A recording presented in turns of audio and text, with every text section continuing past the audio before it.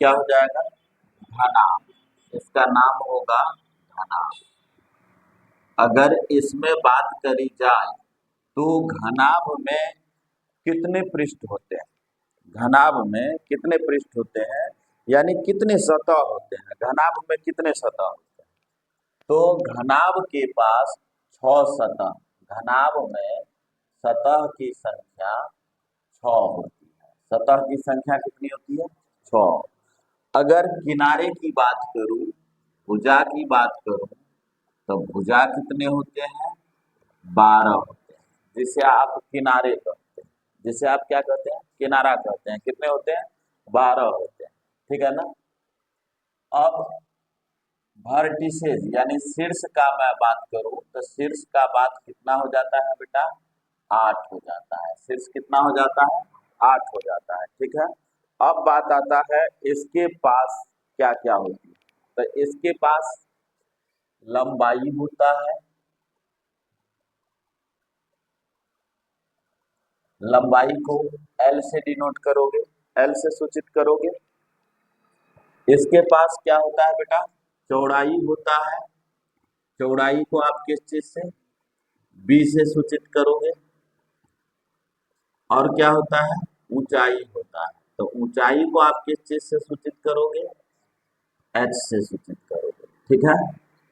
अब आ जाता है घनाभ का कुल पृष्ठीय क्षेत्रफल। घनाभ का कुल पृष्ठीय क्षेत्रफल। तो घनाभ का कुल पृष्ठीय क्षेत्रफल यदि बात करोगे, यहां पर लिख लोगे घनाभ का कुल पृष्ठीय क्षेत्रफल। कुल पृष्ठीय क्षेत्रफल। घनाभ का कुल पृष्ठीय क्षेत्रफल क्या होता है? यहां पर देखो, आपने कितने फेसेस पढ़ा था? सतह कितना है? 6 है। तो यहां पर हो जाएगा 2 into L into B into H plus H into L. ये हो जाएगा घनाभ का कुल पृष्ठीय क्षेत्रफल। ठीक है। अब आ जाएगा घनाभ का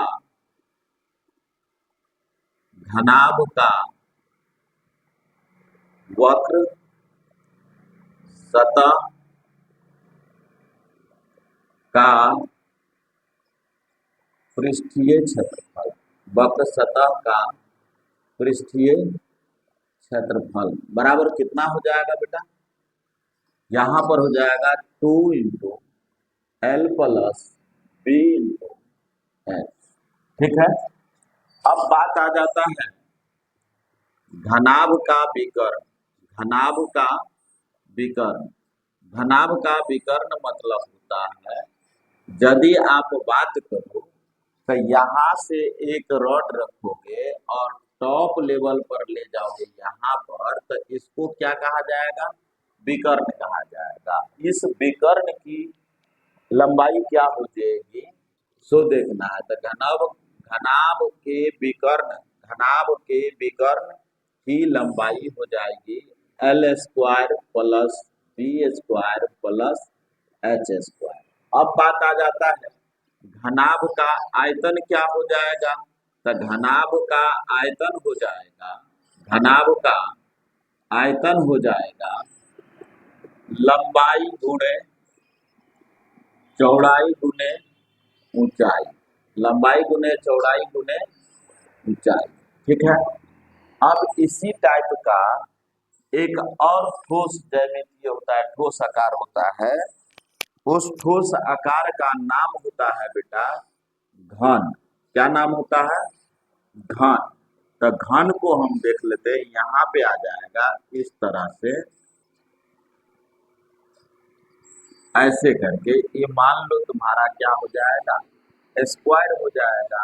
अब फिर यहाँ पर आप क्या करोगे? इस तरह से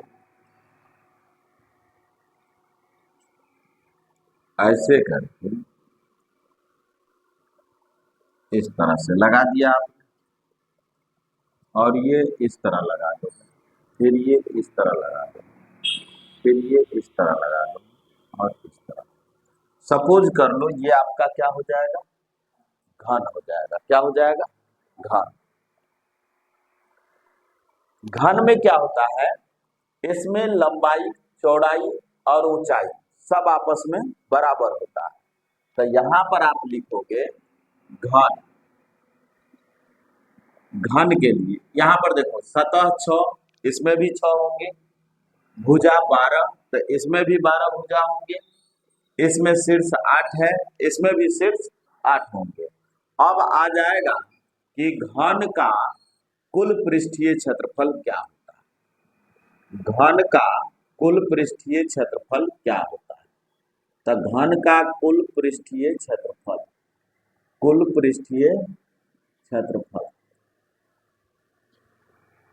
बेटा अभी अभी मैंने बताया कि घन में लंबाई, चौड़ाई और ऊंचाई ये सब आपस में क्या होता है? बराबर होता है।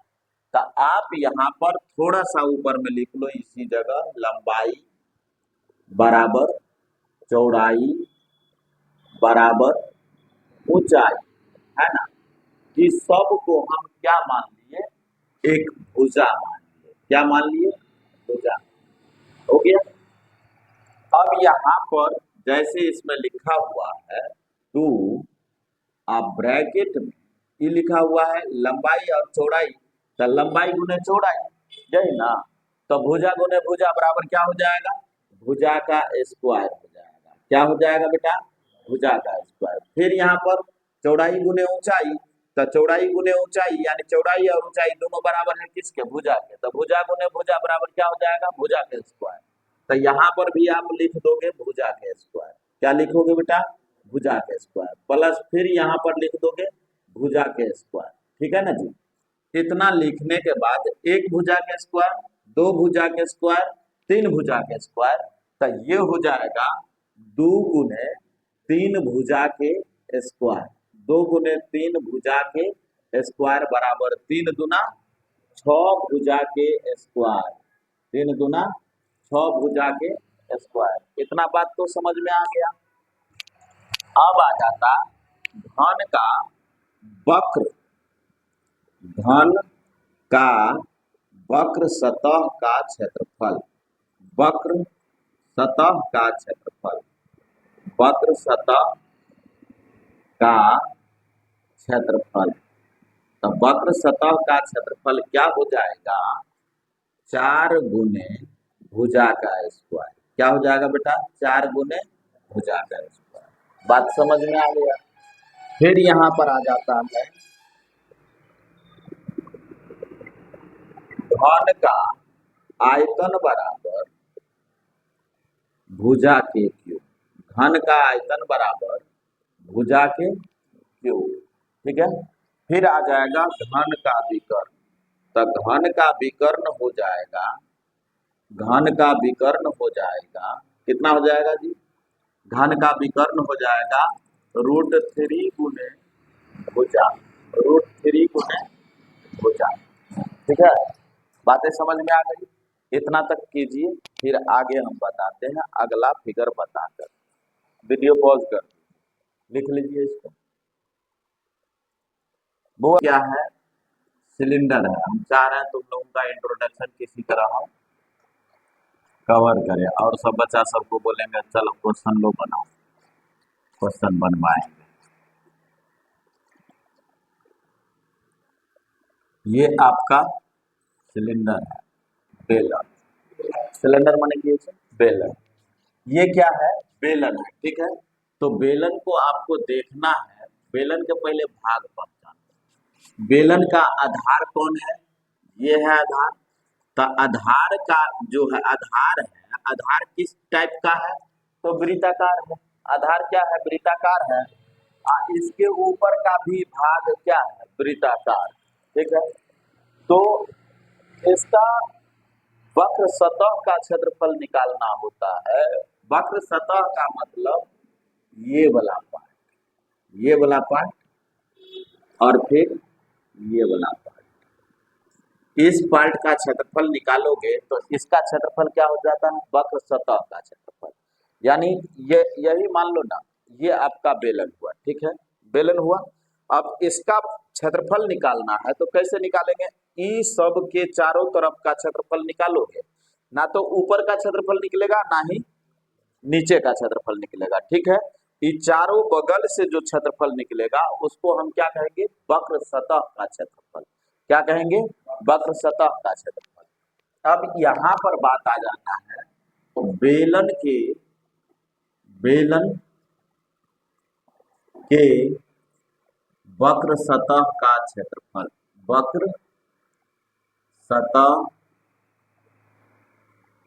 का क्षेत्रफल, वक्र सतह का क्षेत्रफल हो जाएगा बेटा 2πr/h।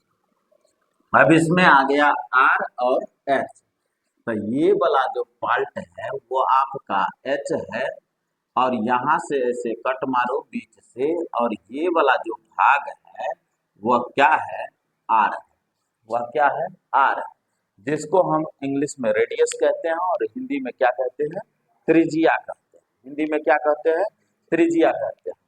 अब बात बेटा यहाँ पे आ जाती है कि बेलन का पूर्ण पृष्ठीय क्षेत्रफल, बेलन का पूर्ण पृष्ठीय क्षेत्रफल, बेलन का पूर्ण पृष्ठीय क्षेत्रफल, पूर्ण पृष्ठीय क्षेत्रफल। इसका पूर्ण पृष्ठीय क्षेत्रफल देखो 2πr/h तुम्हारा क्या हो जाएगा, वक्र सतह का क्षेत्रफल हो गया। अब नीचे वाला भाग क्या है, वृत्ताकार है, और ऊपर वाला भाग भी वृत्ताकार है, मतलब क्या गो वृत्त है, 2 गो वृत्त है, तो 2 वृत्त का क्षेत्रफल क्या हो जाएगा, 2πr²। क्या हो जाएगा बेटा, 2πr²। अब इसमें से क्या करोगे, 2πr कॉमन लोगे, 2πr क्या करोगे, कॉमन लोगे, तो अंदर में क्या बचेगा बेटा, h + r हो गया। अब आ जाता है बेलन का आयतन, बेलन का आयतन। तो बेलन का आयतन क्या हो जाएगा, बेलन का आयतन बराबर हो जाएगा, बेलन का आयतन हो जाएगा πr²h। बेलन का आयतन क्या हो जाएगा, πr²h। अब आ जाता है दूसरी बात आ जाती है, यहाँ पे इस टाइप का ऐसे करके एक फिगर है, इसका नाम हम क्या रखते हैं, शंकु रखते हैं। ये जो नाम हो जाएगा ये क्या हो जाएगा, शंकु हो जाएगा। ये क्या हो जाएगा बेटा, शंकु हो जाएगा। ठीक है, तो शंकु में इस तरह से यहाँ से ऐसे करके जो फिगर बना, तो इसको हम क्या कहते हैं, हाइट कहते हैं, यानी ऊंचाई कहते हैं, h कहते हैं। और ये वाला जो भाग है आपका, ये वाला भाग, इसको हम क्या कहते हैं, L कहते हैं। इसको तिर्यक ऊंचाई के नाम से जाना जाता है। किस ऊंचाई के नाम से, तिर्यक ऊंचाई के नाम से। ये जो वाला भाग है ये, इसको हम R कहते हैं, रेडियस कहते हैं, त्रिज्या कहते हैं। तो शंकु के लिए, शंकु के लिए, शंकु के लिए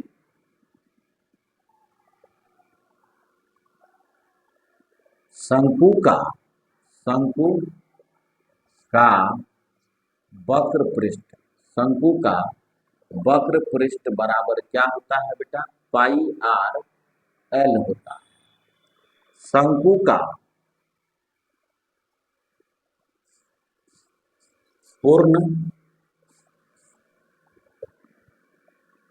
पृष्ठीय क्षेत्रफल बराबर πr/l तो वक्र पृष्ठ है ही, इसमें बताइए क्या वो वृत्ताकार भाग है, शंकु में एक ही वृत्ताकार भाग है, तो एक वृत्ताकार भाग है, तो यहाँ पर एगो वृत्ताकार भाग का क्षेत्रफल क्या हो जाएगा, πr²।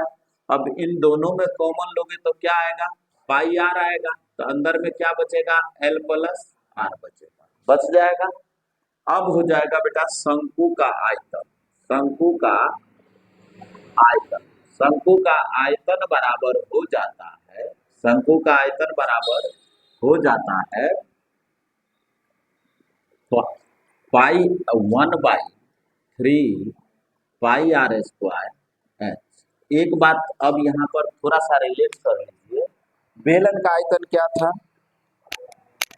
बेलन का आयतन क्या था, πr²h। आप देखो तो बेलन का तीसरा भाग है, बेलन का कौन सा भाग है, तीसरा भाग है, इसलिए हम बेलन के आयतन में क्या किए, 1/3 से भाग दिए तो शंकु का आयतन निकल गया। ठीक है, अब बेटा बात आता है गोला का वक्र पृष्ठ। गोला का वक्र पृष्ठ, गोला का वक्र पृष्ठ हो जाएगा 4πr²। गोला का आयतन हो जाएगा, गोला का आयतन हो जाएगा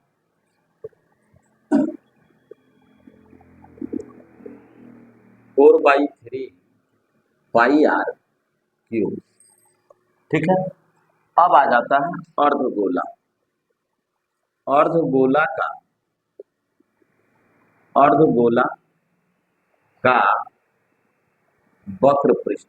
तो अर्धगोला का वक्र पृष्ठ क्या होगा बेटा, इसका आधा कर दो, 4πr² का क्या कर दो, आधा, तो कितना हो जाएगा 2πr²। अब फिर अर्धगोला का क्या हो जाएगा बेटा, अर्धगोला का